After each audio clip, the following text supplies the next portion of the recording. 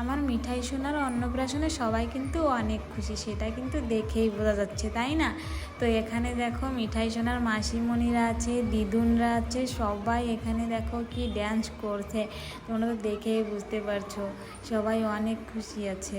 তো এরপরে খাওয়া দাওয়া হবে, তার আগে ভাবলাম একটু নেচে নিই। তো ওই দেখো খুব মজা হচ্ছিল কিন্তু,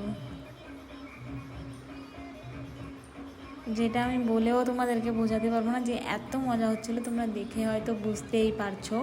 তো এখনই মিঠাই সোনা ওর দিদুনের কাছে আছে, আমিও একটু নাচ করছি।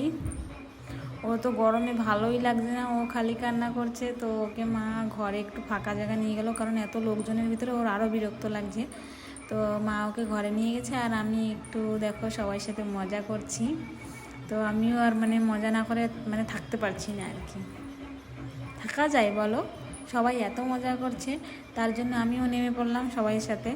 তো এখন একটু নাচ করে তারপরে খেতে যাব সবাই।